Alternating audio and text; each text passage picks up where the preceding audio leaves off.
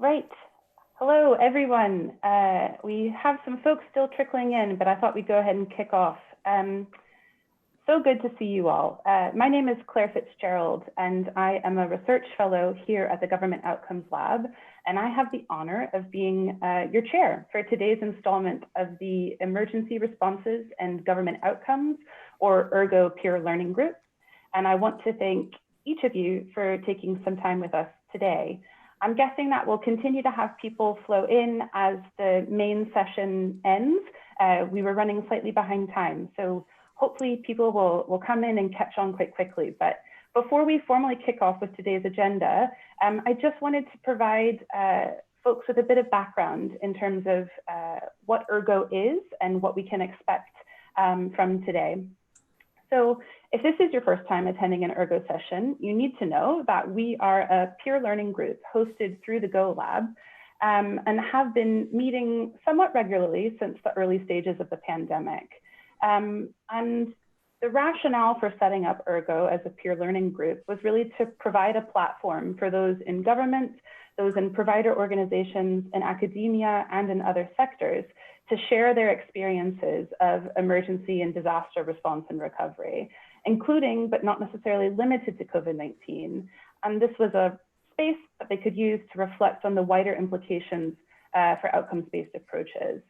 So if you are interested in learning more about ERGO, you can email us at golab@bsg.ox.ac.uk, or you can go to our website to find out more info and further contact details under community and then peer learning. You'll find under that peer learning section, recordings of all of our past ERGO sessions, as well as the outputs, primarily notes and blogs from our previous meetings. We've talked about things like contract changes, performance and accountability in emergency contexts, COVID-19 and lower and middle income countries, and what data capture looks like during emergencies. And I'm sure that some of those things will come up in today's presentation. So I think a thing to flag about ERGO as a group is that we're currently at a bit of an inflection point, meaning that the next phase of this group is as yet undecided. And in an effort to really understand what might be next for ERGO, we are currently running a very brief online survey to crowdsource some ideas. And I'll be sure to drop that link in the survey at the end of today's session, mostly because I want everyone's attention on our fantastic presentations. Also, I just want to give a heads up that we are recording today's session. So with that, what are we looking forward to today? Well, we have grouped some really high quality conference submissions around the theme of emergency responses and government outcomes. And so we have the pleasure of hearing from 8 individuals, a mix of academics and practitioners across 5 presentations. And together, these presentations speak to 4 overarching questions. One is, what are the institutional capabilities and interventions that engender long-term social impact despite COVID-19? 2, in addition to the economic impacts of COVID-19, something that we hear a lot about all the time, what is its social impact and how do we really think about capturing and measuring that? 3 is, how can government and non-government agencies work together during COVID-19 towards better social outcomes? And what kinds of examples do we see from practice? And 4, will the economic and social policy environment arising from the COVID-19 pandemic and the economic crisis also be conducive to the continuation of social impact bonds, or will it further marginalize the model? Excuse me. So as you listen to these 5 presentations, I challenge you to have in the back of your mind those kinds of questions and see where you might be able to source answers. I'll be sure to pop those questions into the chat. So here's how we're going to run the session. Each presenter or presenter pair will have about 10 minutes to present and field any clarifying questions. The way that we'll get those questions is through the chat function. And so if a question comes to you while you're listening to someone, please do write it out in the chat. And time allowing, I'll be sure to sort of send those or communicate those questions to the presenter at the time. once we've heard from everyone, once we've worked all the way through the presentations, we will take any further clarifying and substantive questions during a more open discussion. So this means while presentations are ongoing, you should absolutely feel free to use the chat function for questions and comments, and we'll be sure to fold those into the right portion of the session, whether they're clarifying or more substantive. So with that, I would like to move over to presentations. And first up, we have Prakhar Misra from the IDFC Institute, who will be presenting his analysis of state-level responses to COVID-19 in India. Over to you, Prakhar. Thanks, Claire. Am I audible? You are. Thanks. I realize I have 10 minutes to do an analysis of 35 states in India, talking about the responses to saving lives of about 1.5 billion people. So I'm going to sort of do this in two broad sections. The first is just a broad introduction over what is it that we're trying to analyze and highlight with this research. And the second, of course, is the kind of inferences that we draw out. But to keep the discussion, and I realize there are a lot more practitioners here involved with us, both in terms of the participants as well as in terms of the panelists. I'm going to sort of keep it at a 30,000 level view to give you a broad sense of the kind of analysis that we've drawn out of our research and focus on one or two areas in order to deepen engagement. So before I begin, what is it that we're trying to do? And this is essentially research that with two of my colleagues, Harshita Agrawal and Kadambari Shah, we tried to do this out of practitioner experiences when we were assisting government in fighting COVID-19 over the past 3 or 4 months. And there were some things that we took away. And we decided to start looking at institutional capabilities of states from a comparative lens, which is to try and understand what are some factors that enable certain states to do better than some other states, right? And there are 4 or 5 parameters on the basis of which we decided to do our analysis. The first is, of course, what is the prior initial infrastructure that states have. So simple things like having greater road density versus having not can help you reach more number of people. Second are the number of personnel within a government, right? And this is not just with respect to the number of people you've hired, but with respect to the number of positions filled as a percentage of the number of vacancies that were given out. So as a percentage of the number of positions that the government wanted to fill in the first place, and whether that's had an impact or not. The more non-salient aspects were what if there were emergencies that the states had experienced prior that allowed them to use some lessons and transport them later, which is a state like Kerala, for instance, that already had a virus outbreak a couple of years ago. So it had some protocols in place that it could rely on. And last, of course, was the financial capacity within the states, right? And I would add a caveat to this, which is when we started doing this, the situation, the fight to COVID-19 looked in one particular scenario, and then it got completely shifted to the other, which is states that were doing well earlier started sort of, slowing down on their responses, and the number of cases in some states started increasing versus the other. So it's more of a dynamic situation at the moment, and we're trying to update our research as and when new sort of information comes in. But I'd like to focus on 3 things on this presentation. One, like a broader philosophical question or a conceptual question, and 2 more operational. So the broader conceptual question we were trying to answer was the coercive power of the state to use force against individuals, especially in emergency responses, right? So we know that the state has monopoly over violence to protect its citizens, but that is what gives the state authority to use that. Is that really enough for legitimacy for the state in order to go ahead and curtail individual liberties? And even to the degree that the legitimacy is established, is it institutional legitimacy or is there interpersonal legitimacy, right? With respect to individuals of the state assuming their own sort of biases in order to implement certain actions on behalf of the state, which is what we saw in some areas, right? There were some groups that were marginalized more than others. We also saw policemen sort of taking the stick and beating up people and using violence in different ways.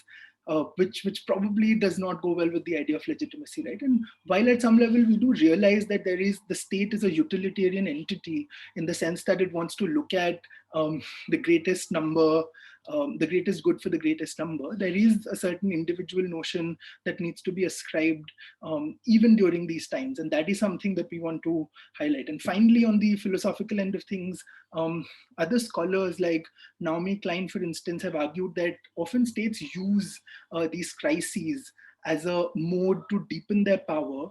And like a colleague used the phrase of extraordinary measures outlasting extraordinary circumstances. And that is a very real fear that that citizens should hold against states. So we tried to look at different states and how well they did on their coercive use. And while we were trying to analyze that, there were two key factors that came about, right? The first one was interface between the central government and the state government, because India has a federal sort of nature, and the coordination end of things between the two. And the second is communication between the state governments and the citizens, because most of the policies are implemented by the states on behalf of the center. So on the first point, right, of the coordination capabilities between the center and the state, there were various ways in which power was centralized. And like, for instance, the Ministry of Home Affairs started declaring what would be available in shops, what would not be available. They started classifying risk zones at a district level, which is a sub sort of state entity. They started talking about what goods are essential and what goods are not essential. And this is what hindered the capability of the states to fight against COVID, because information would not flow neatly, it would not flow in real time, and there would be problems. So simple things like the central government started mandating a certain number of people in shops when they had to buy their goods. And then different states started coming up with their own arbitrary classifications of that as well. So a state like Rajasthan in India came up with stuff like 2 people in small shops and 5 people in big shops. States like Delhi came up with other arbitrary parameters, which is, shops starting from alphabet A to alphabet L will be open at a certain hour, and shops starting from alphabet M to alphabet Z will be open on a certain hour. And these created confusions in the implementation of certain protocols. And the other big issue in terms of the coordination and the federal nature was the migration problem that India faced, where because there are so many states, some of them are suppliers of laborers and some of them are consumers, because rural India and urban India, it's a mixed spread all over. And during COVID-19, of course, lots of jobs were lost. So the people at the lower rung of society, they started moving back towards their houses. And so there was a huge sort of intra-country migration that took place. And that hit a lot of companies. So pharmaceutical firms that were deemed essential by the state were often working at 30 to 40% of the capacity because they did not have the labor to supply, to produce the supply. Similarly, in some states like Karnataka, migrants were stopped by construction companies so that they could continue the construction. And the states did very little to intervene on that front. In fact, coordination between states and centers stopped to such a level that they couldn't figure out which migrants were going from what hubs to what hubs. And trains, when they were restarted, there were cases where 15 to 20 migrants were killed over railway tracks when trains were restarted. So there were a bunch of these issues with closing of borders, with unilateral stopping of railway trains. And again, right, there were some states that did well, like Kerala, for instance, but there were some states that did not do well, like Karnataka. And the other criticism on this front is that police was used much more than they should have. So even some of the jobs that health workers should have done, police was deployed in order to in order to complete those jobs. And that's some sort of criticism. And all of this is coming from a centralization perspective rather than leaving the states to decide on how they want to deploy their own apparatus. One last thing that I would then talk about is communication, which is the third thing. So the first is coercive power against individuals. The second was coordination capabilities. And the third, which is communication mechanism during crises. So again, this relates to the centralization of power, where there was Disaster Management Act and the Epidemics Act, which was enforced by the states, enforced by the center against centralizing power. And some of the reports talked about how by May, which is March, April, May, over 3 months, more than 4,000 notifications were issued in India out of which 600 were by central government and the rest by state governments. And the 3,400 odd that were issued by state governments, almost 56% of them were pertaining directly to citizens. And the communication mechanism that these states tried to employ is issue official notifications and somehow, rely on the media apparatus to pick it up and then give it to the citizens, which was a problem. And some surveys showed why it was a problem, right? 62% of migrants had no idea that there were relief measures that states were giving. And those that had an idea, about 30 to 40% of them had no information on how should they tap into these schemes. And this varies across states. But that's the sort of, high level data point. And some states like Uttar Pradesh, which is at 200 million and one of the most populous states in India, 200 million citizens, they gave arbitrary orders, like they suddenly locked down 15 districts without really mentioning which 15 districts. So the announcement was made that 15 districts in that state will be locked down. And so, sort of people scattered around to buy their groceries and to stack up, but the states forgot to mention which 15 districts would it be. So creating pandemonium, chaos, all sorts of stuff. At the same time, some states did really well. So states like Mizoram and Chandigarh had web portals with information orders, notifications, guidelines, bank account details to chief minister relief funds. Some states talked about frequently asked questions and symptoms and preventive measures for COVID-19. In one of the states, there was a section about verified and fake information on dealing with COVID. So they went really sort of far and deep in order to bridge the information asymmetry gap. The state, of course, that took it away was Kerala, where, again, because they had the Nipah virus outbreak last year, they were able to do this better. But even with that, right, like they just had the innovative capability within the apparatus. They created quizzes for citizens so that they could better understand information for the virus, released informative videos during pregnancies and for mothers and elders, and of course use social media in a very novel manner, and relied on Twitter and other such messaging applications. So I think that was broadly the way I look at how the states and the state apparatus in India was dealing with COVID-19. The issues, like I've mentioned, are mostly pertaining to centralization of power and not giving states enough freedom. And there were also, other things like the Disaster Management Act was invoked, which means the center started sending teams to different states in order to try and see whether they're doing good work or not. And a lot of times this was allegedly politically motivated. And all of this goes back to a larger philosophical question, which is what I posed earlier, which is to start thinking about what is the foundation on the basis of which the legitimacy can be derived by states in order to fight these epidemics. And of course, there are no easy answers, because at one side we're debating this in a conceptual lens, but on the other side, which we've seen closely, like states have to respond in real time. They're not prepared for these issues. So how is it that we sort of square this circle?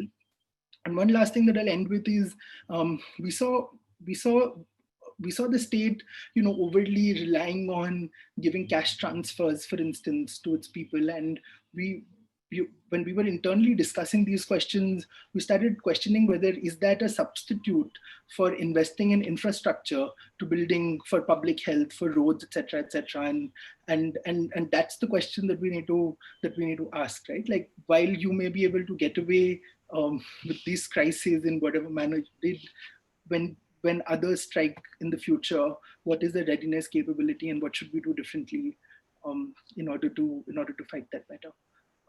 So yeah, I'll stop there. Thanks. Thank you for that, Prakhar. I think really interesting to hear about your 3 C's, right? Coordination, coercive nature of government action, communication, and a really interesting question to leave us with. Is a cash transfer a substitute for more wholesale infrastructure investment? So thank you for that. I've not had any questions come through for the chat. I'm sure folks have all of that to marinate in their brains with. So we'll move on to Evelyn Gay and Huang Ha from the Singapore University of Social Sciences. We'll get those slides pulled up. They will be presenting social impact of an epidemic, a case study of COVID-19 in Singapore. So over to you all. All right. Yeah, thank you, Claire. Hey, can you hear me? I didn't get to test my mic just now. Can everyone hear me? I can, yes.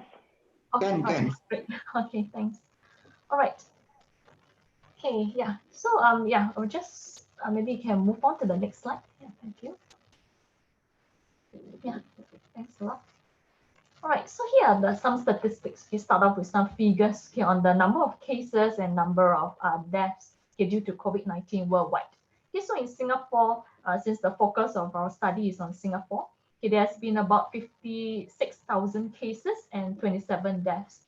Okay, so looking at the beginning of the outbreak in the early months, Singapore's response was praised as a model for how to slow the spread of the coronavirus. Okay, the WHO also commended Singapore about its widespread testing and very comprehensive tracing of close contacts. Okay, however, after that, there was a spike in the number of infections among Singapore's migrant workers who were living in dormitories, which brought the number of confirmed cases in Singapore to a level that was at the time, at the beginning, the highest in Southeast Asia, which also presents an interesting question looking at social impact on what's the psychological impact of the pandemic on the marginalized low-wage group of people. Okay, so these problems actually pose an unprecedented challenge to the government to control the spike in cases and provide care for the infected. Okay, which again, leads us to the second research question, which is on the governance implications. Okay, so given the scale of the pandemic, we find it interesting to study the social impact due to the intensity and spread of the disease. While many studies have discussed like the economic impact of the COVID-19, the social impact has been under-researched. Okay, so our paper aims to close the gap by discussing the impact of the COVID-19 outbreak in Singapore, who are the stakeholders affected, the psychological impact of the outbreak, as well as the positive and negative aspects of social behavior that we have witnessed as a result of the outbreak. Okay, we will also look at the how various stakeholders and government and non-government agencies can collaborate and work together towards better outcomes. It's the governance aspect. In terms of stakeholders who are affected by the outbreak, the one that has raised probably most international attention was that of the migrant workers, given the stress caused by the uncertainty over the personal health, the family, their livelihood, their job, and also the stress caused by the movement restrictions, which, as mentioned just now, brought attention to the psychological impact of the outbreak on the vulnerable. And many people also have lost their jobs. Yes, Singapore's jobless rate has reached the highest in 10 years, which is also the same for most of the rest of the world. And also what's the impact on the healthcare workers and on everybody who has suffered social isolation due to the lockdown. We also consider the psychological impact of the outbreak, given that the stress is great due to the uncertainty of the outbreak and the economic downturn. So initially it was marked by optimism. People believe that it will only last a short while, it'll be over soon, just like the SARS. But without a clear indication of when the situation will improve, and the fact that overseas, the situation is not optimistic as well. So the prolonged exposure to all these stressful events have led to a huge toll on people's mental health. So globally, there's been a surge in the number of calls to mental health hotlines, and like Singapore is no exception, given like the unemployment concerns and health concerns. Okay, all right, yeah. So at this point in time, I will now hand over the time to my co-author Hong Ha, who will discuss more about governance implications and framework. Hello, everybody. Can you hear me? Yes, we can. Hello. Yes, yeah, hello. I am from Singapore. My co-author Evelyn already shared with you about the social impact of COVID-19 in Singapore. So now I will focus on the governance matters. Next, please. Singapore reported the first COVID case on 23rd January. So as of March, Singapore reported only 96 cases of COVID and no death. So Evelyn also mentioned that, Singapore received compliments from the WHO, and the World Economic Forum also commented that Singapore can contain the spread of COVID due to the unique combinations of factors such as having a first-class health system, strict contact tracing, and containment measures. Next, please. However, you can see from the slide that the COVID cases has increased significantly until mid-August, and with the cluster around the foreign workers. Next, please. So what are the measures taken by various sectors to address COVID-19? In Singapore, the government introduced a circuit breaker. It's just like a lockdown in late of March with compulsory mask wearing and social distancing policies. The COVID-19 Temporary Measures Act and the COVID-19 Temporary Measure Control Order Regulations 2020 were enacted in early April. So the government also provided financial support to businesses, workers, and self-employed people, and introduced taxation and employment-related measures. And other healthcare-related measures include COVID screening and quarantine. Public health communications were emphasized, and there has been strong support to healthcare and frontline workers. Next, please. Initiatives from the private sector are also noted. For example, companies launch programs that address physical and emotional health for their staff. Companies give employees access to resources and financial support and reorganize their operations and upskill their staff to prepare for recoveries. Next, please. NGO and NPO have also contributed to fight against COVID. So, next, please. If you look at the current governance framework, it includes the three sectors: the public sector, the private sector, and civil society. So each of the sector plays different roles in the fight against COVID. Next, please. Yeah, we have many stories, okay, about how governments and businesses and the civil society play their part. Now, next, please. So this framework does produce some outcomes. Some of them was mentioned by Evelyn, but here, okay, I add in a few things. For example, condoms of foreign workers declared clear of COVID by now, and more than 300,000 foreign workers were allowed to resume work, because in Singapore, we do rely a lot on the foreign workers.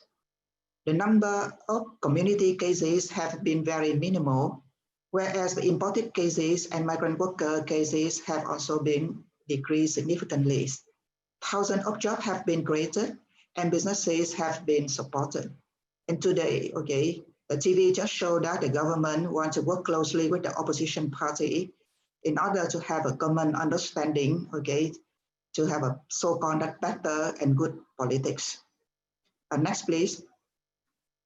However, we do have cases that people breach regulations.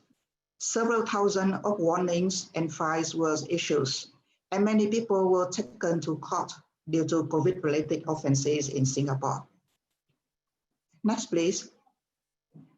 Apparently, the current governance framework only includes the three sectors, and the activities of each sector may not be sufficient to address the issues of COVID because of the weak links among them and the exclusion of the people who are directly affected by any policies. So therefore, we propose inclusion of the people in the conventional governance framework. Next, please. So in the proposed framework, government still has to play the main role in the public protections, but businesses are expected to comply with regulations and guidelines and to exercise CSR and support stakeholders. Civil society needs to be more active in the proposed framework. Importantly, the public emerge as a distinctive sector. They need to be more proactive and exercise their social responsibility in the fight against COVID, because they are the ones who have to make decisions what they want, okay, in order to help other sectors to fight against COVID and for economic recoveries. And thank you very much for listening. We're happy to answer your questions. We are very rushed because we say that we have no time. Thank you very much. Thank you for that, both. I thought it was really interesting to hear about sort of how you saw the existing governance framework and needing to include the sort of people and public specifically as a distinct group. I haven't seen any questions come through chat, and you are right, we are close to time. So I suggest that we go ahead and move forward. Next, we will hear from Jesse Hazer from the University of Manitoba, and he'll be sharing his work, The COVID-19 Pandemic, Economic Crisis and Aftermath, Fertile Ground or Rough Terrain for Social Impact Bonds. Over to you, Jesse. Claire, I think the order is slightly wrong. Oh, is it? Yeah, well, the I see, those are your slides, those aren't Jesse's slides. Jesse, that's fine. I'm happy to do whichever, Claire. Yeah, why don't we go with what the slides are in? And so let me introduce you. I apologize for that. Next, we're actually hearing from Anne-Marie Carey and Robbie Smythe from Bridges Outcomes Partnership. My apologies. And they will be speaking about their experience in supporting vulnerable women during COVID-19. We'll have to wait for Jesse. Over to you, Anne-Marie.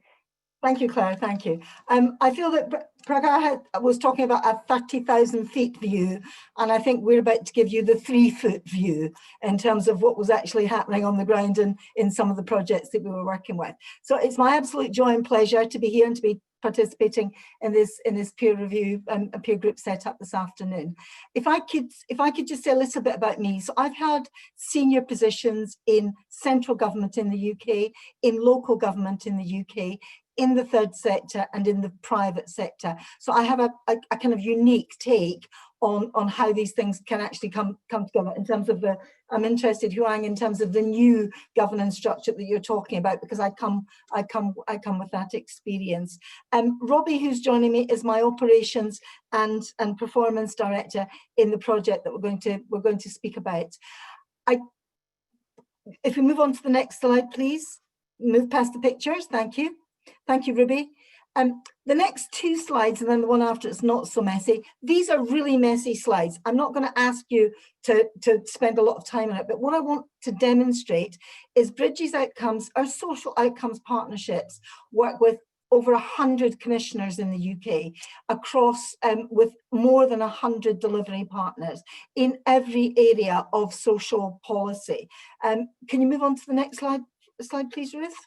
And so what I wanted to say is we could have chosen any one of these projects to talk about our response to COVID, because every single one of them, in terms of a social outcomes contract, had a particular response on the ground to the most vulnerable people, whether it's homeless people, whether it's people with diabetes, whether it's people who are in the care system, or the project that we're about to speak about, which is our project for women. Next slide, please. Ruby, thank you. So we're offering support. The project we're going to talk about is a project that offers support for mums in Plymouth and Derbyshire. Too often in this world of social issues, people say that some of our client groups are hard to reach. They're not hard to reach, they're just easy to ignore. And what we're trying to do with this project is we're dealing with women who have had multiple children removed and taken into the care system. And these women are the most stigmatized, because losing your children, having your children taken from you because someone judges that you're not fit to look after them, brings with it a certain level of stigmatization in the country. And so these women are unseen most of the time. In COVID, they become invisible. And so what we wanted to talk about is how do we make sure that in this world of COVID, with these big responses, that some of the most vulnerable women are seen and are heard, and that we can address. Before I go into the project specifically, can I pull up the next slide, please, Ruby? Of all of our projects, next slide, please. Of all of our projects, we've pulled together 10 enablers that are common enablers to delivering really effective social outcomes partnerships on the ground. They fall into 3 categories. What are the enablers that make us be more flexible? What are the enablers that make us be more collaborative? And what are the enablers that make us more accountable? And so these are the 3 features that I'm going to work on. And if you heard David speak yesterday, David was speaking about relational partnerships. And what I hope to show you this afternoon is that this is a relational partnership in action when we speak about this project. Robbie, over to you. Hopefully still there. Next slide, please. Robbie, you might need to go off mute. Yeah. Hey, sorry, there we go. Sorry, can you hear me now? Sorry about that technical issue. Yes, thanks, Anne-Marie. As Anne-Marie stated, PAUSE is a programme which is designed to support some of society's most vulnerable women to break the cycle of repeat removals. Most of these women, if typically if not all of these women, will be suffering from multiple disadvantages, typically suffering with poor mental health, issues with drug and alcohol, domestic abuse, housing, and issues with unemployment. To give an example of the vulnerability of the women we support, our Plymouth practice is currently engaging with 24 women. And between those 24 women, they've had 112 children taken into care. And what we've seen over the last decade or so is an overall reduction in frontline funding for services and a prioritization of crisis services as opposed to preventative services. And it's this arena of preventative services that Bridges Outcomes Partnerships wants to focus. Can I have the next slide, please? So, apologies, there we go. So, to demonstrate how this works in practice, like Anne-Marie said, perhaps in a much more micro level than we've been discussing previously, we've picked just 3 of our lessons. So through this partnership, which is a multi-sector partnership, following very closely on from the previous presentation in terms of the importance of the participation of equal stakeholders, you know, we've managed to review our services on a real-time basis. We've managed to increase the size of our teams to meet the emerging need. We've diversified and increased the way that we train and support our teams, particularly with clinical supervision remotely, which is obviously very different. We've managed to drive some innovation through our multi-agency strategic board, which has continued to meet throughout COVID. We've managed to drive forward an initiative to get some of these women who have been trapped with domestic abuse into some safe housing. And I believe that our interaction with services within the cities that we work is in a trauma-informed manner is informing other services how better to engage with women who and individuals who typically find it difficult to engage with any services. But to be more accountable, we have we generate monthly data and to give a very transparent picture of what's happening on the ground. And we have operational meetings where we use this data in a sort of shared responsibility environment to forward plan, to collaboratively problem solve, and to identify any issues that we may need to escalate to the multi-agency strategic board. So in summary, 20 years of delivering contracts and different funding models within the third sector, I've found delivering a service and a response under COVID through a social outcomes partnership, to really demonstrate to me the resilience, the flexibility, and the opportunity that working in this way presents. I believe that we've not only coped with the challenge, but we've also pushed our service forward, and we're now meeting, to quote David yesterday, unrecognized and unarticulated needs. So yeah, that's a bit micro, but hopefully you can see in practice how the partnership, and particularly the equal standing of multi-sector peers, can really drive things forward. Anne-Marie? Yeah, thanks, Robbie. I mean, one of the little practical things, because we do just have a tiny little more minute of time to add in it.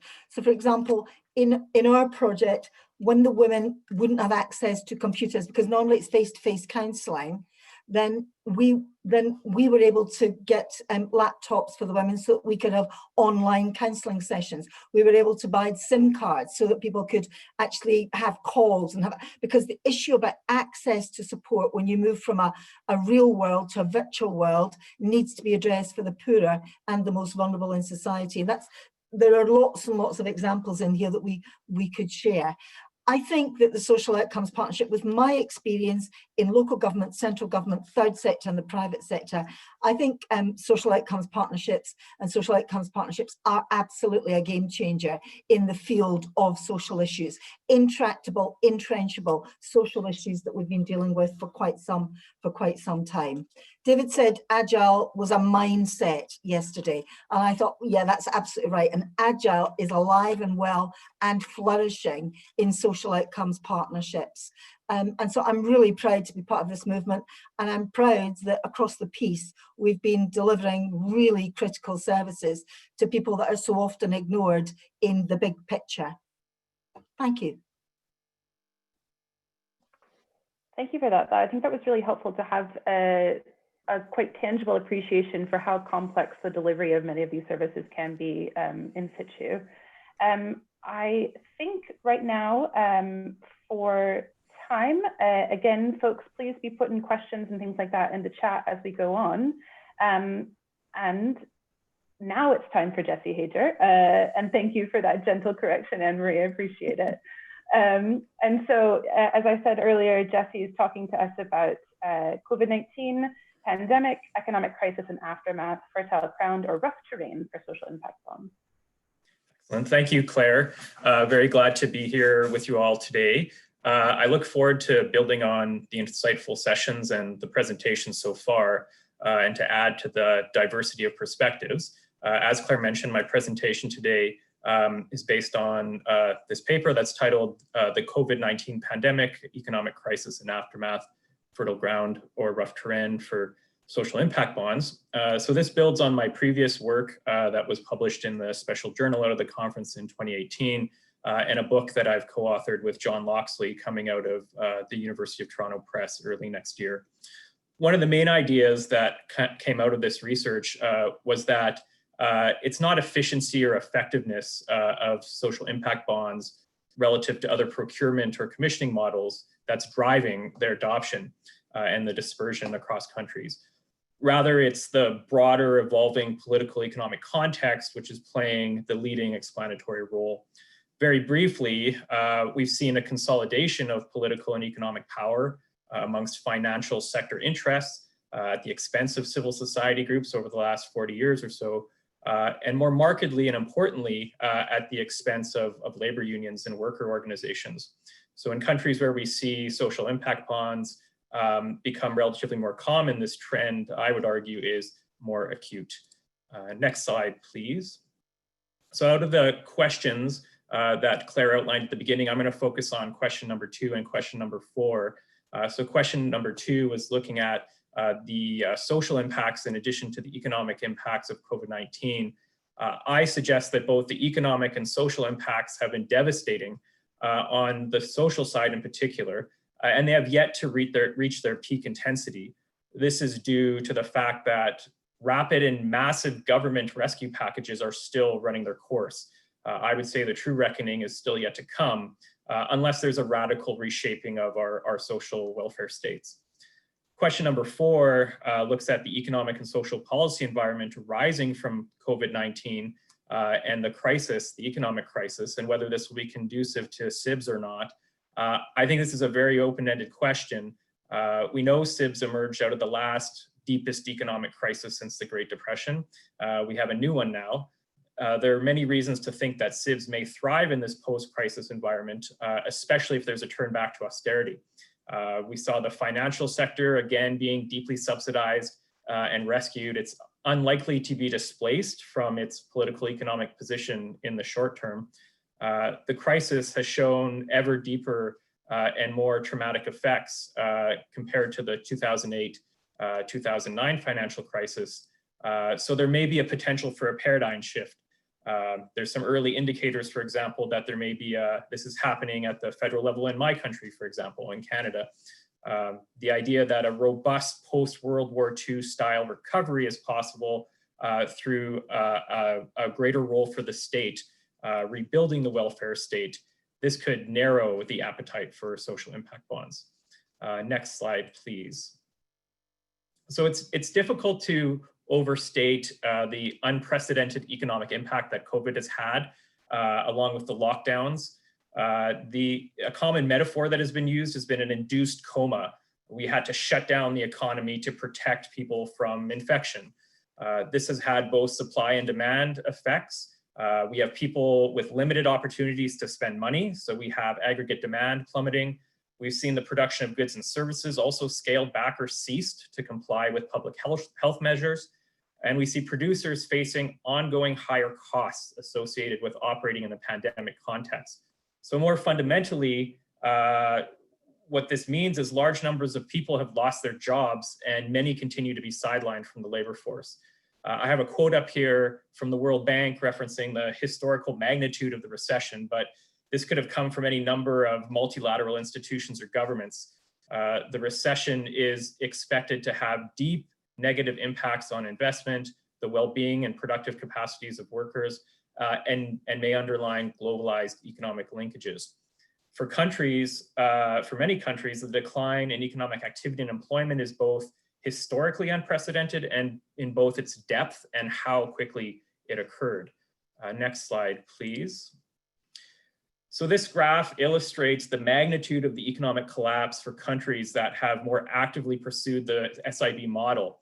It depicts quarterly GDP growth rates and labels the second quarter result for April and June.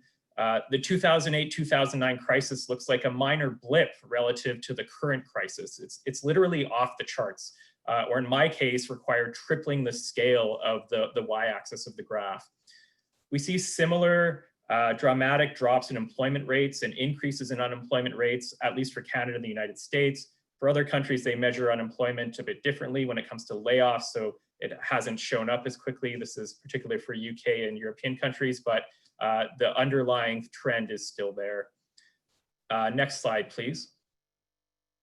The social impact of COVID-19 is exacerbating existing entrenched inequalities. So that economic impact is having a direct and acute social effect.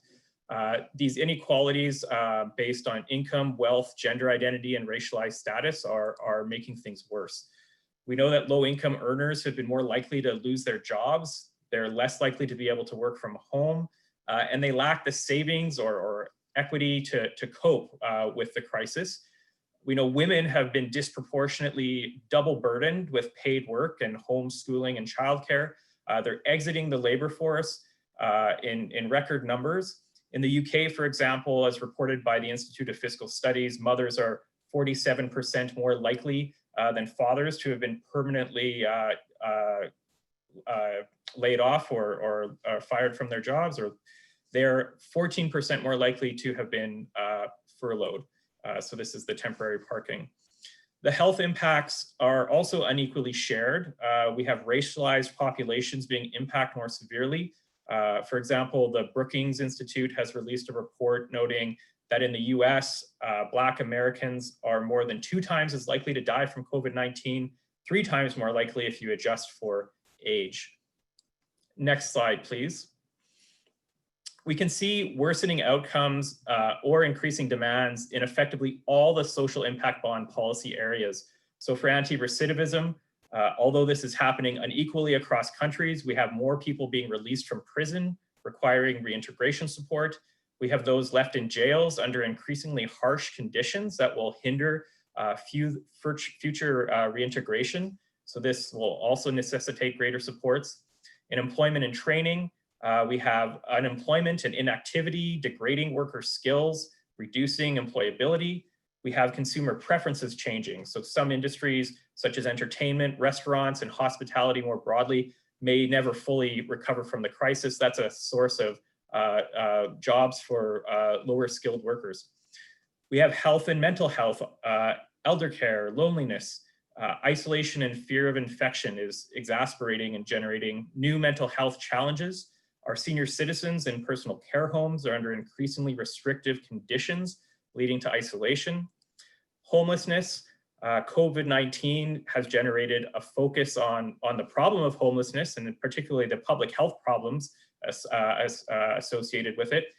We've had some rapid rehousing occurring, so we see increased interest in that area. Outcomes in child welfare, domestic violence, early childhood development, and education are also worsening. Can we skip ahead a couple of slides here? I just have some more detailed examples here, but we've heard a lot about the social impact so far already. The government response has been unprecedented. We've seen monetary and fiscal policy being leveraged in ways that we really have never seen before. This has added significantly to the public expenditure deficits and debts of governments. And the government response has also raised questions about sustainability and how we're going to act in the next stage of the crisis. Next slide, please. So what's happened is we have these competing policy paths starting to emerge with respect to how we should generate recovery from the crisis. On the one hand, we have stakeholders on the political left who are highlighting the necessity for a massive scaling up of government intervention in the economy, something similar to what occurred in the post-World War II era, leading to the development of social democratic welfare states. Climate crisis, the crisis of inequality, this has all led, along with COVID, to calls for a Green New Deal with massive government investment in inequality and rebuilding of the public sector. We also, on the other hand, have austerity narratives also beginning to creep out of the woodwork. The Office of Budget Responsibility in the UK recently talked about the need to potentially scale back spending or be on an unsustainable path with respect to finances. Next slide, please. We have, however, historical precedents that go well beyond what we're seeing now when it comes to debt burden.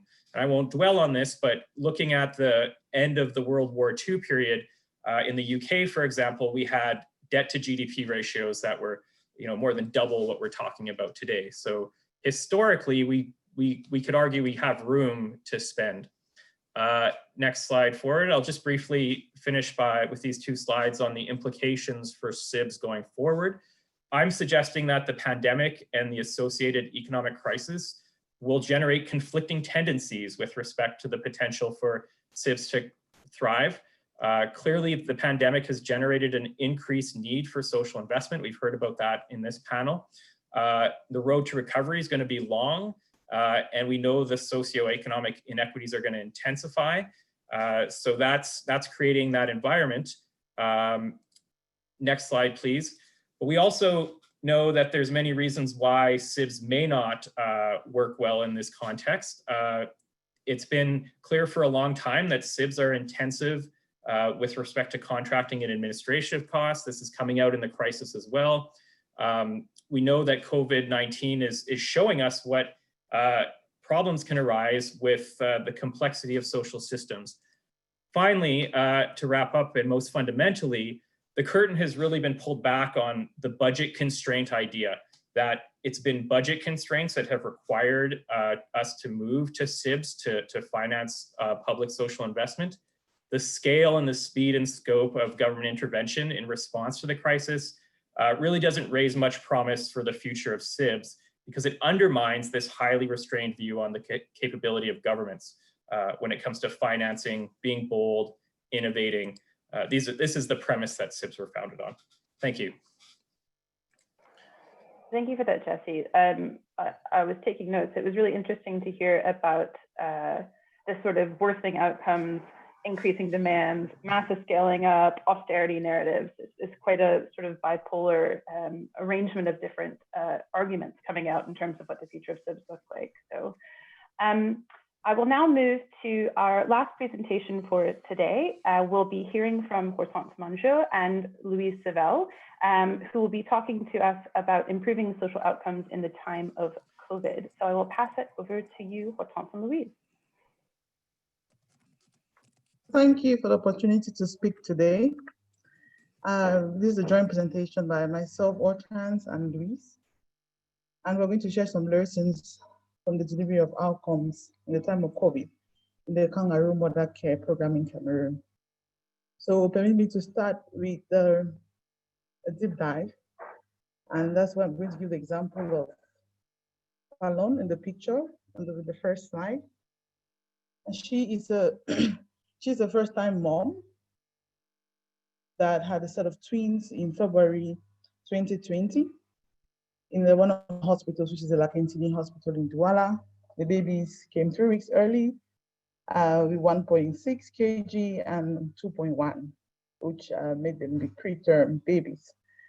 And in this program, she was able to share in her testimonial about how our clinical team in the hospital that was trained, gave her some support and helped her to take care of the baby of her 2 babies actually. And in this case, she understood the value in skin-to-skin care, which is one of the pillars of kangaroo mother care, the value that it adds to have the appropriate nutrition for the baby.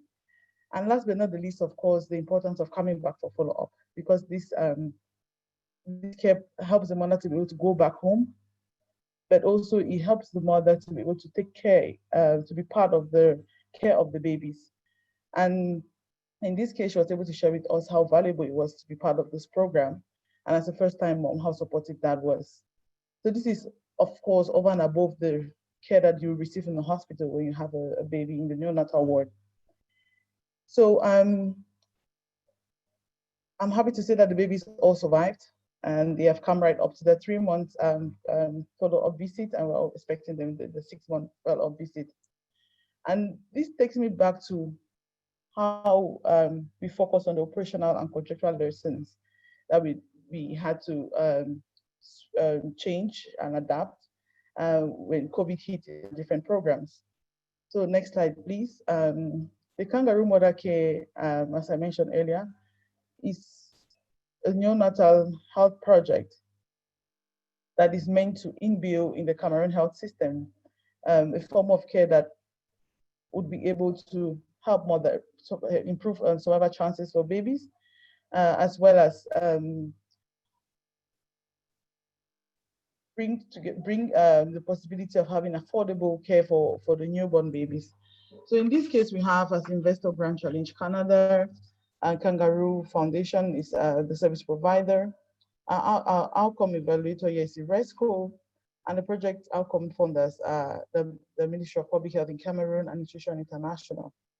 So this project launched in February 2019 and is expected to run to September 2021. We have a committed outcome funding of $2.5 million, and we are running in 10 hospitals across Cameroon. And this is actually a program that we expect to scale, and the aim is to reduce neonatal mortality and morbidity now and beyond the lifespan of this project. Slide, please. So as we share the lessons from the delivery of this project, we are going to look at 4 enabling factors. And the first is actually on the governance structure of the project. We had a very engaged multi-stakeholder governance, and we had to quickly, rapidly adapt to the different changes that COVID outbreak of COVID-19 was presenting in the way we deliver the project. And this made us to hold many more meetings. We had the steering committee and the board meet on a monthly basis rather than quarterly basis, with very busy schedules, but we had very great support from them. And this actually helped us to quickly adjust and adapt to the different changes. And in this case, all our partners prioritize the need to continue to service delivery, given that our preterm and low birth babies will continue to be born. And some operational adaptations are required, the taking away of non-clinical staff from the clinical spaces. We switched very quickly to remote follow-up consultations where the mothers couldn't come to the hospitals. We had some early discharge from hospitals. We had a strong governance body in the operational decision making, and the different parties were able to go as far as switching the verification method from physical to remote. It's true that this had to give away some of the indicators for the measuring or the verification of data, but to help us continue to work, we had to do this. And the government of Cameroon was very keen in retaining the outcome incentive and not to switch for fee for service. But they were able to say over and above the retaining of this outcome incentive to ensure that we have the quality that is required, we had a plan B where if we could not continue to collect and verify data, then we had to switch for fee for service. And also if we're not able to trigger enough funding to continue to run the project, then we're going to also, so there are different thresholds that we had to agree on.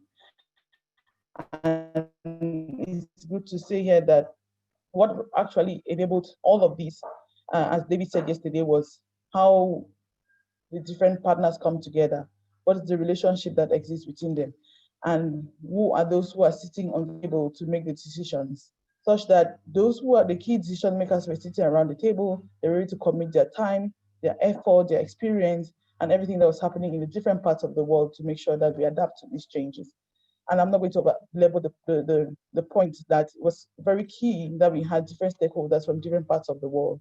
So while we were behind the curve in the trajectory of the disease, we had board members and different partners who were far more advanced and were able to provide some more suggestions and guide us in how we take decisions for a plan A, plan B, plan C. And this is just what the SIP allows us to do, to adapt, as long as we maintain focus of what the outcomes is we are expecting for the project. So I'm going to go switch to Louise so that she could give us more examples of how outcome-based contracts have thrived through these very uncertain times. Thank you, Hortense. So I'm going to move from the detail of the project, and Hortense is the DIB program manager on the ground in Cameroon. I have the privilege of working with her to support the delivery, particularly around the adaptive delivery of services. But I'm going to pull back a little bit at this point to think about, what does this mean? What does COVID really mean for outcomes-based contracts? Are they the right tool for now? Will they be the right tool for the future? So Cameroon, like most countries around the world, is facing significantly increased social needs. High unemployment, food insecurity, economic uncertainty, sectoral shifts. Several of the previous panelists have covered that. At the same time, governments are spending unprecedented amounts of money on economic support measures at precisely the time when tax take and investment revenues are down. So both countries, economies, individuals, all look set to continue operating in a context of radical uncertainty for the foreseeable future. And I think we're all coming to terms with the fact that as we think about the coming months and years, we're probably thinking about what does life with COVID look like, not what does life beyond it mean. Could I have one more click, Ruby? So then we step back to consider, well, what then do governments need in order to respond effectively to this context? They need programs that can operate at scale, with millions of people out of work, for example. Employment programs that can only reach 5,000 to 10,000 people just aren't going to cut it in terms of meeting the social need. They need programs that can launch quickly. Support is needed now, not in 12 months' time, and governments will need to find ways to balance practices that ensure value with practices that enable speed. And finally, governments need programs that can flex to meet needs as they arise, both in terms of the target populations, the populations that are in need of support, but also as we've seen in Cameroon and also in the example from the UK, that can quickly shift delivery channel from face-to-face to online support and can change their service focus and emphasis to ensure effective delivery under that context. So moving on, let's think about what role outcomes contracting could play in COVID recovery. So what we've seen through our experience at Social Finance, and also I think learning from others' experiences, participating in the Ergo conversations over the last few months, is that outcomes-based contracts have been good at the flex. They align cross-sector partners around a common vision of success. They use real-time data to inform service delivery and adapt when needed. And they've deployed contracts that focus on objectives and decision-making processes, the governance, rather than on inputs and activities. So they've worked well in that respect. So as we thought about it, we can see two ways then that outcomes contracts, and I'm not just talking about SIPs, could be used to support recovery. So firstly, with government budgets redeployed to urgent crisis response, we know from previous crises, like the 2008 financial crisis, that important but non-urgent sectors like education, like maternal and child health, funding can get cut in those sectors at points where government budgets have to go to more urgent needs. Now, by harnessing a classic impact bond model that harnesses private capital, we could see governments potentially deferring some of their spending commitments for some of those important but less urgent sectors to enable them to continue to invest over this difficult coming period. So that's the first example, is they could continue to harness private capital to help them smooth some of their cash flow commitments. The second option, where speed and scale of programming and value for money is important, for instance, maybe around reskilling and employment programs, or when we get there, COVID vaccine deployment, governments could deploy outcomes-based contracting without investment. So by pre-funding an initial period of service delivery on a service basis, but extending contract only for providers that are then demonstrating results, it may be possible to harness many of the benefits of outcomes-based contracting whilst avoiding the complexity and time required to involve private investors. And that could also mean they could get to the scale of programming that they would need without worrying about market capacity. So finally, thinking about, can outcomes contracts do that? Ruby, can we skip forward? Thank you.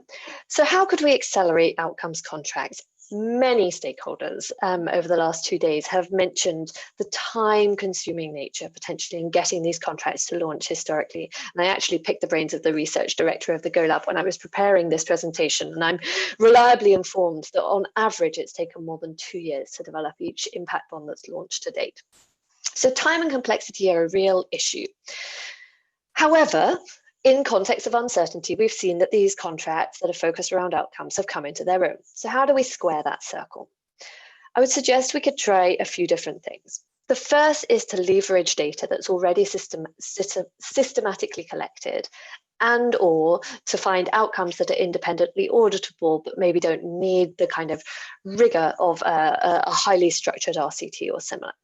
So we might want to use slightly easier to use and easier to structure mechanisms like rate cards or maximum outcome tariffs to structure some of these contracts, accepting maybe that they're not gold standard, but also that actually if the alternative is for governments to contract against no outcomes data, then maybe the good is better than the best in this situation if it allows contracts to get off the ground quickly. The second piece is to expect imperfections. And actually, it was interesting in the previous plenary session that Christine from the IDB was talking about them doing this in some of the Latin American programs, which is to launch contracts really quite quickly with all contractual parties knowing and acknowledging that the key contract terms are probably wrong and will probably need to be adjusted as they go, but that actually launching quickly with an intention to review, revise, and adjust actually could be a really powerful way to accelerate learning around what works at this point. And the third piece, which I think is really the engine that drives that kind of adaptation, both in terms of service delivery, but also in terms of contractual terms, is to empower governance structures, to enable contractual governance processes that can make changes to key contractual terms without lengthy legal processes and renegotiations. One of the things that we've found has worked really well within the KMC DIB and was built into the contract long before COVID was on the horizon, is that the steering committee, which is all made up of all the contractual parties of the contract, are able to make changes to the program just based on signed minutes from steering committee meetings. So where tweaks have been needed, we've been able to do that very rapidly. We haven't kept needing to go back to lawyers to get that signed off. Finally, governments or donors may want to consider pooling outcomes funding, and I know there have been other sessions around outcomes funds, so I won't go into that. So I guess in conclusion, from my point of view, it feels like the key question may be, what have we got to lose? If the alternative is, contracting into contexts where we don't know what the right inputs and activities are to specify, then contracting against imperfect data or with terms that we know we may have to adapt as we go may actually get us in the end to better outcomes than we would otherwise be able to achieve. Thanks for that, Louise and Hortense. I think it's an interesting counterpoint to perhaps some of the arguments Jessie has put on the table in terms of how indeed we might see SIDS pivot in relation to many of the sort of economic and social crises that we have ahead of us. So this is our bit of an inflection point here. Before we move into some of these more substantive topics and questions, I'd actually like to invite Maitreyi from the World Bank.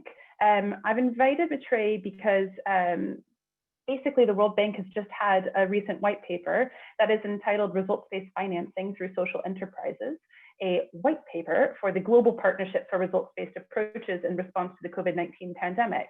And I'm just curious to hear from you to see if what you've heard here has echoed some of the themes and findings from your report. I'll drop the link to that report in the chat. So over to you, Maitreyi. Thank you so much. Real pleasure to be here, and real pleasure to have heard such rich presentations. Let me share a few reflections on what I've just heard. One, that indeed the social impact of the crisis of this pandemic is unprecedented, and that's become almost a truism now to say. It's also become somewhat of a hackneyed thing to say that, you know, it's exacerbated existing inequalities, it's exacerbated the fault lines. And several of the presentations actually pointed to the manner in which those fault lines had been exacerbated, whether it was because certain specific groups tended to be left out of the process or be differentially and disproportionately impacted, not just in terms of infection rates, but in terms of access to care, in terms of mortality.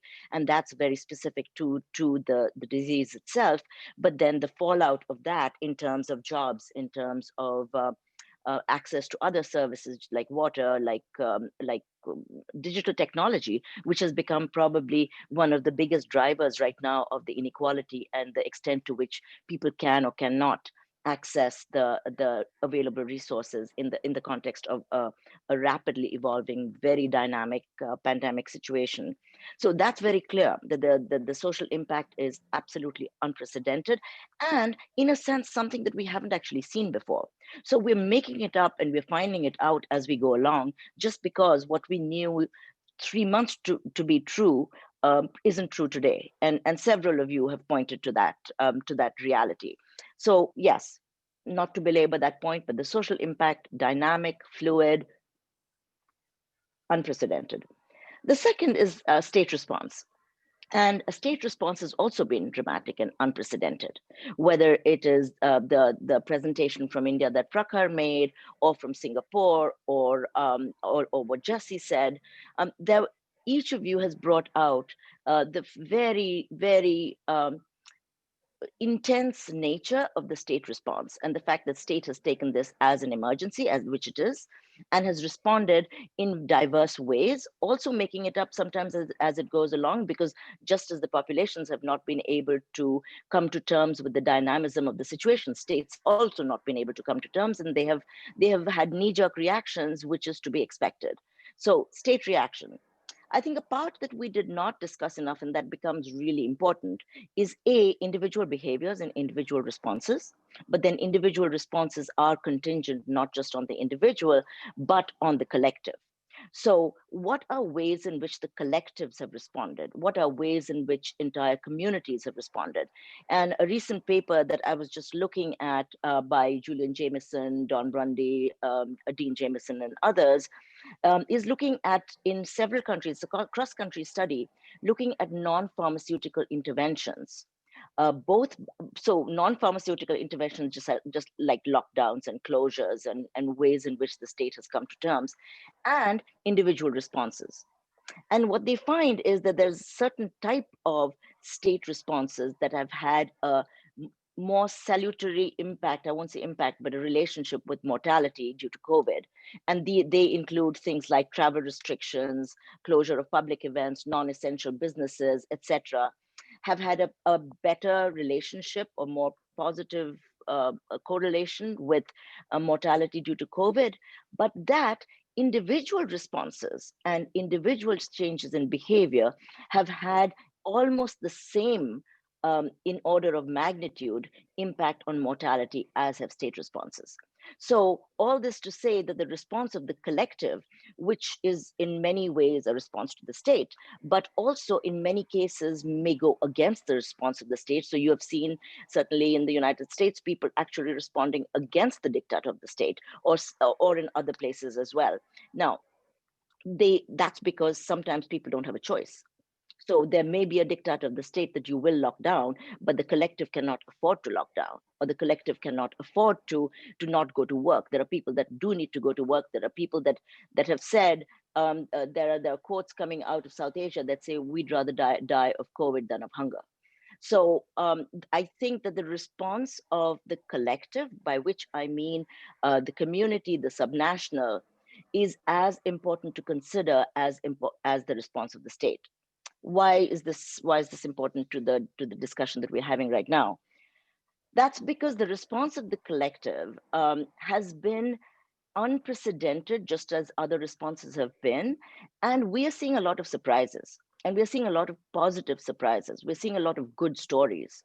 So just as there's been a lot of anger, a lot of stigma, a lot of pushing away of people, there has also been a huge warm embrace of the collective.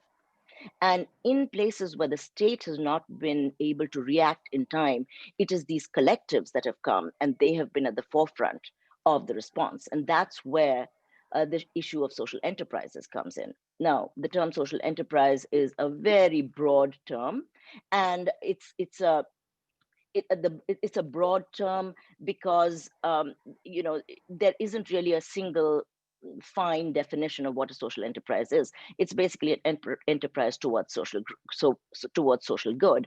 And what we're finding across the board is where the state has not been able to respond in time, it is these collectives that organize either as social enterprises or as just philanthropic organization, neighborhood groups that actually come together in the immediate context of the response. But they go on not just in the immediate emergency response stage, but also as the pandemic is dragging along, they are staying engaged. Again, why is this important? This is important because of liquidity. And that's something that I think, Jesse, you mentioned briefly, is that the system is running out of liquidity. And the system running out of liquidity has an impact on all kinds of things. It has an impact on debt. It has an impact on sovereign debt. It has an impact on subnational debt. It has an impact on individual debt. And it has an impact on overarching needs of investors. So investors may be less likely to invest in things like social impact bonds or in other ways. But let me back up on that a bit. We are not seeing as yet a huge scale back of philanthropic organizations in the COVID response. Now, they may run out of money, and that may well be the case. But today we're not seeing that. We're seeing a little bit the opposite. We are seeing that large conglomerates, for instance, Ford or MacArthur, are actually stepping in ways that they hadn't done before. So I think that it's too early. The jury's still out. This is going to pan out. This is going to stay a dynamic, evolving, fluid situation. But I think what we cannot get away from is the fact that the local responses, whether they are through organizations that work very much in the local spaces we have seen, or they are organizations that may have somewhat of a subnational or a cross-national character, but are active in the local space. Those are the ones that we need to be looking out for. And that's the context in which we did this paper that took a look, and it's a mouthful. So, my papers usually aren't that much of a mouthful. It's almost impossible to get at it. But that said, we took a look at ways in which social enterprises could be supported, and not necessarily always towards outcomes, because that's another issue I think that nobody really discussed, is that outcomes is pretty long term. Things that we're measuring. Oh, sorry to interrupt. We've had a couple of questions actually on that exact topic. Okay. So I just kind of wanted to flag some of those. Go ahead. We're short on time, so I just want to make sure that we get to some of these. Yeah, thank you so much. One of those in particular is this question around the sort of worsening outcomes, increasing demands. And I just want to pull up some of the questions that have come through on the chat. In particular, we had one from Mildred and a related one, I think, coming in from a few other people, which is around this. SIBs aren't actually about budget constraint, but indeed, perhaps different than some of the comments that we've heard in presentations, have a shifting logic from social rights to financialization. And so I think the question, and maybe we can get both Jessie and then Louise, maybe from you, since you have sort of different lenses into this. But I think the question is if you see a possibility for social rights or human welfare to take the fore with the COVID-19 pandemic, or if you expect deeper financialization as SIB-type schemes maybe try to capitalize on this crisis. So how do we sort of parse well-meaning impact bonds that can shift for social rights orientations versus opportunistic impact bonds that are responding to the crisis? So maybe Jessie and then over to Louise. I think we have these conflicting tendencies. So I think the crisis has generated an awareness amongst the broader population as to what is possible when it comes to getting social services from their governments. In the Canadian context, which I'm the most familiar with, we have a reform, a fundamental reform happening right now with respect to our employment insurance system, which has been triggered by the crisis. Our existing social safety net was made very clearly out to be inadequate to deal with the circumstances. And COVID triggered that, but it unearthed an ongoing systematic problem based on decades of state retrenchment from providing adequate social insurance. So now we're having a dialogue in Canada around a basic income that wouldn't have happened otherwise. On the other hand, though, we have the financial sector being rescued so much quicker and so much more deeply than they did even in the financial crisis. And that happened in the financial crisis, which was to be blamed partially on the financial sector itself. So if that crisis didn't displace financialization, I'm not at all optimistic that this crisis will. How that turns out really is going to come down to a balance of power, right? Like who's gonna emerge in this conflict? Are we going to go back to not only talking about the costs of social impact bonds with respect to transaction costs and that sort of thing, but the actual human rights costs that are imposed on populations by not meeting their social needs? That's an interesting point. Louise, did you have something to add to that? Yeah, it's a really tough one, isn't it? And I mean, in the UK, we've seen the bizarre scenario of a right-wing government spending more on public support measures than any Labour government probably has ever done before. And so the homeless were swept off the streets during lockdown. They're now back on it. We have a furlough scheme operating here to create short-term economic support for individuals and households, but it's really unclear how that will support over the longer term. So I think these are really big challenges, and there's no doubt that in the UK, as in Canada, for instance, there's been systemic underinvestment in public services for several decades. Outcomes contracts are certainly not a solution to that, but I think what they can do potentially is give governments a way to ensure that the way that they spend what will be increasingly kind of precious, I guess, public resources, what's left, actually achieves impact, and that there's accountability for the impact that's achieved. And also that hopefully, I'm really hopeful, genuinely, having been part of delivering and supported the delivery of several of these contracts, that actually the magic of this is not in the financing structure. The magic of these contracts is around the flexibility of the contract to enable service providers who really care about the end user populations to adapt what they're doing and change in real time. And I'm really hopeful that whether through impact bonds or outcomes contracts or some other way, governments really take that to heart and use more flexible contracts, because none of us know what the next months and years are going to need to meet those needs. You know, the whole context in which services are going to be being delivered is so different now, and will continue to be for such a long time than it was, you know, even 7-8 months ago, that I think planning for uncertainty in how governments commission services, I think, is something that I really hope will happen. Thanks for that. I wanted to pick up the point you made about the sort of continual dynamic nature of this. And I actually wanted to go to Prakhar, because you mentioned in your conversation about the dynamic nature of COVID-19 and how your research is constantly trying to keep up with the kind of changes that you mentioned around information flows and state reactions and central decisions. I just was actually curious, from a bit of a research operations point, if you could talk a bit about how you are flexing your research in time to capture some of those dynamic things about the pandemic. Thanks. I'll divide that question on two levels. One is on the conceptual or the theoretical end, what is it that we're changing? And the second is in terms of the inferences that we're already drawing, how is it that we're sort of correlating those? So on the conceptual end of things, we're constantly trying to think through this not as a disadvantage, but as an advantage, as in, can there be a temporal model that we can bring about and talk about short-term, medium-term, and long-term responses of states, and start looking at factors that enable states to do one better than the other?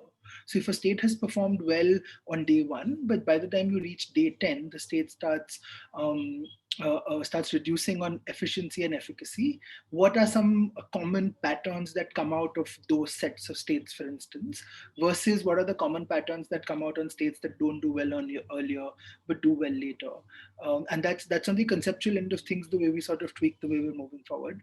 On a more operational note, it's harder to pick up on the data because the number of news reports start reducing because the issue is no more as prime as it was a couple of months ago, at least in the Indian news media. So there are a lot fewer data points to rely on. But that said, there is government that is sort of ramping up on their delivery of data, because they realize that that is something that is needed, and that is something that we're tracking in order to understand how the nature of inferences could change. So we're very sort of clear that at this point, at least, we don't want to make any definitive claims about patterns or about institutional processes, which earlier we thought we could, at least for a few states like Kerala, for instance, which had done really well. And we were optimistic of looking at that, but we realized that we need to be a lot more circumspect in what we're saying at this point, and then start looking at it later. And the last thing I would say is the whole idea of in economics, where you talk about a population and a sample, and then you sort of talk about your inferences either with respect to that particular sample or with respect to a generalized population. And that is something that we constantly go back and think about. So at what level do we want to give the analysis that we're doing, and how representative do we want it to be? Can we have it be, etc., etc.? And that's easier said than done because it's not a statistical model where you can, sort of define a confidence interval or a p-value, but it's a lot more fluid, and there are these priors that we need to apply and establish. So we're constantly sort of wary of that. But yeah, those are a few ways in which we're trying to be modular with our research in order to keep track of what's happening. Thanks for that. I think, yeah, it's always good to understand how effortful it is to keep your tentacles out and your ear to the ground and all sorts of different things simultaneously. I mentioned this in the chat. We started a bit late, so I will give a couple more minutes as we do some further questions and things like that. Do feel free to throw stuff in the chat. And I actually wanted to come to Evelyn and Huang Ha. One of the things that Trey very helpfully put into her comments was around this personal responsibility, or indeed the individual actions that we see folks taking. And I know that in your framework, you talked about including the people in the public as a discrete sort of group within this governance. And you placed a particular emphasis on their social responsibility. And I'm just curious to hear if you see some sort of ties to this notion of individual action in response to the pandemic and your emphasis on social responsibility. Thank you so much, Claire. So actually, you see, governments, they do have their limitations And even the businesses and civil society, each of the sector, they have their own limitations. So when they come together, they make the decisions, okay, they should include the people who are affected by any decision they make. Okay, you see that in the case of Singapore, the government make policy, make regulation. The government, okay, so in a way that, okay, the government help to try the people, but the people, they do not have so much say in the decisions. Okay, so this should be a two-way, okay, responsible. I mean that as individual, if you don't want to take responsible for yourself first, how can you talk about, okay, the common responsibility, about the collective responsibility of collective decisions? Yeah, because you will see that some people, okay, they will not wear masks, they go out and they even argue with the ambassador, because in Singapore, okay, the government help the people by create, okay, job, and then also they have a, what do they call that, ambassador, to help, okay, to help people to keep the social distancing. So in a way, okay, in any cases, in any decisions, you involve the people, okay? So if you discuss and you agree with the people involved, they will have a better say and they will be better responsible for what they discuss and they agree, instead of you impose on them. Because if you impose on them, okay, you will only get compliance. But if you want to get commitment, you have to go more than, okay, what you so-called that you force them to do. Yeah. So this is the whole idea about social responsibility. The same for businesses. You know, during COVID-19, many businesses has closed down. They have no choice. Okay, they have no means, so they have to close down. However, many businesses, they try, okay, to help their employees, try to work with the government, and they also go to the extent that, okay, they themselves, they have a problem, but they still, okay, try to help to assist the foreign workers, the migrant workers. Yeah, so everybody step up, share the responsibility in order, okay, to try a solution that you can engage on the sectors, because whenever the government make any policy, they will have some group will be affected and some other group will be happy in a way. Okay, yeah. So the whole idea is how to engage on group of the stakeholders in the decision making, in the implementation of the policy, in order to achieve the social outcomes, the expected social outcomes. Yeah. And I mean, the pandemics, nobody wants something to happen. But luckily in Singapore, okay, we do have the reserve. We do have a financial resources. So the government had to spend a lot of money to support the people, including, okay, giving the grants, okay, to those who in need. They go pay the salary up to about 70% of the salary of workers. So I think very few governments can do this way. Yeah, most of the government, they do provide the financial support, but to the extent that, okay, to help companies and to help workers for 8 months, 6 months, 10 months. So I think very few governments can do, but Singapore is lucky. We do have a reserve. Yeah. And because in Singapore, we have to look at the context. The Singapore, okay, you do have an opposition party, but the ruling party, okay, do have a say, bigger say, okay, yeah. So they still get the support from the people, and they do work closely with the opposition party, yeah. So the accountability and transparency is there, okay, yeah. Yeah. And I was just going to say, I think it's really helpful to have this notion of transitioning from a compliance-based response into a dedicated commitment-based response. Yes, yeah. And having an interface that sort of facilitates that.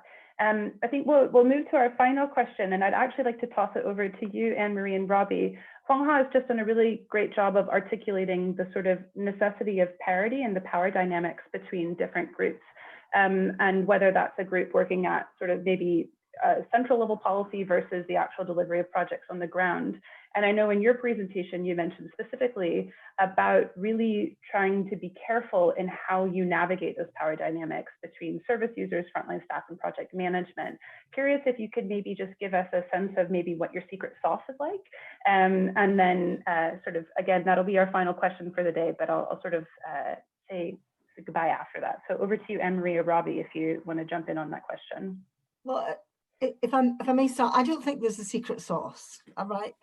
But I do think that some of the points that David made yesterday absolutely hold true, because I do think that you need to have everyone in the room.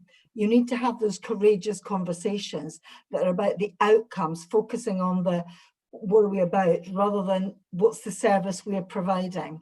So for example, it's interesting when I look at my social enterprise partners, because they've been in the world of only receiving year-on-year funding, the minute something's not working, they think, oh, we've got to make cutbacks, we've got to cut. And so we need to cut how many people, we've got to cut this, that, the next thing.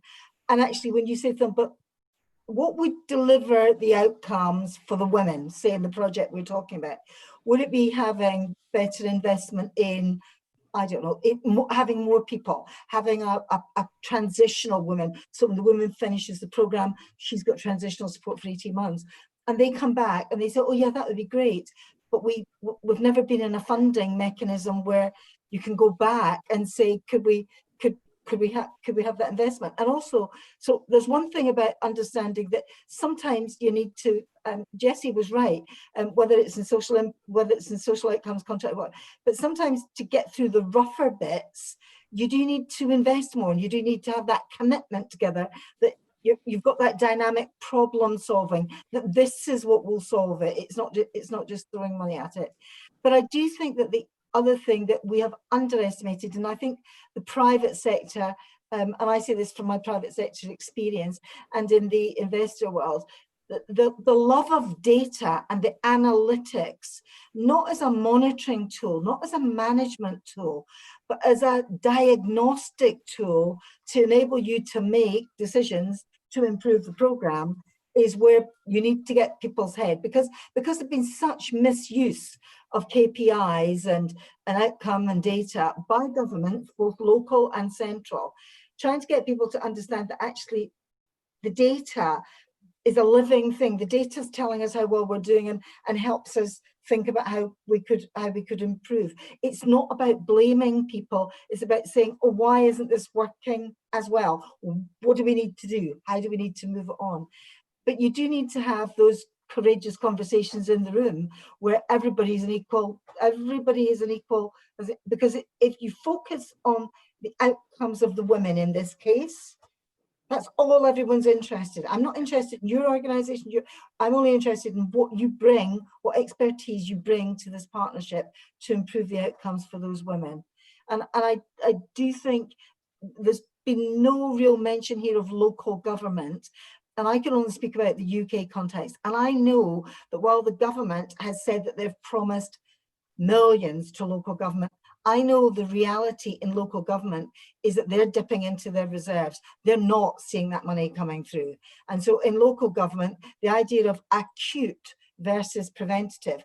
Yes, local government will be supported to provide acute services when children go into care. They're not given any incentive to do preventative work. I think that's a really interesting parallel perhaps to some of the struggle from a UK context and the federal, not so federal, but the link between central and local versus Prakhar, some of what you were talking about and the communications between the sort of Indian government and then the state-led government. So I want to thank everybody for hanging on the phone with us. I think it's been a really interesting discussion and neat to hear sort of the 30,000 foot level all the way down to we're in the weeds altogether and really trying to get a sense of how these partnerships really function, whether they're between units of government, between governments and citizens, or indeed between project partners. So I really appreciate everyone coming. I dropped the link to the survey if you're interested in becoming sort of more of a member, as it were, of the Ergo group. Definitely check out the online survey, tell us what you thought, and sort of get on the mailing list so you can see what might happen next with that. And then finally, I just wanted to say that this is formally the end of day 2 for the Social Outcomes Conference, but we pick things back up again tomorrow at 1 p.m. UK in a big picture session that I have the pleasure of chairing. It's called Impact Alchemy. And actually we'll be picking up on some of the points Anne-Marie just talked about around this sort of data, maybe not so much as a monitoring and management tool, but as a diagnostic or a learning tool. And we'll really try to, it'll be a lot of divergent thinking, but I think we'll be really trying to sort of distill some of these important managerial, organizational, contextual considerations for those who are using data to pursue outcomes. So with that, thank you again for joining us. It was a really enjoyable session, and I'll see everybody